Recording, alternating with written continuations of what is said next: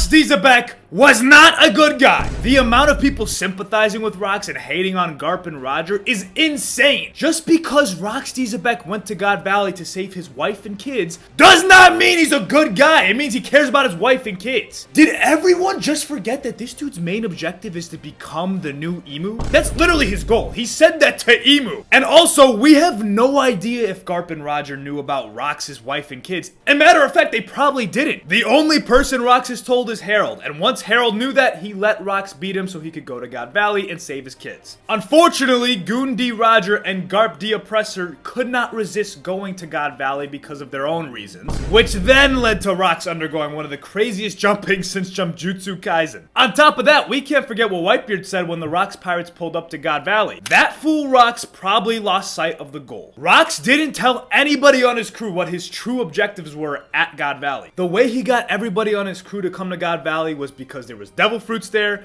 and Shaki was there. None of them were there for him or to help his family. They didn't want anything to do with that. They probably didn't even know he had a family. No chance they would have known his wife and kid are on God Valley of all places. And Rox isn't stupid. He knows his crew is not completely 100% loyal to him. They respect him, of course, because he's the strongest thing they've ever seen. But that doesn't mean they trust Rox and that Rox trusts them. It's probably the opposite. Therefore, I don't think there's any chance Garp and Roger knew that his wife and kid were there either. Maybe once they started fighting, Rox started to explain himself. That's possible, but honestly, I don't think so. What I'm saying is that it's way too soon to assume that Roger and Garp are these evil villains because they wanted to murk Rox so that he couldn't save his wife and kid. Oh, and that also Rox Xebec is this super noble and perfect human being. We've just seen that making assumptions too soon isn't a good idea. For example, Rox. Without context, you'd think the guy's an evil supervillain, but in reality, his character is a lot more complicated and nuanced than that, and I guarantee you the same thing is gonna happen at God Valley.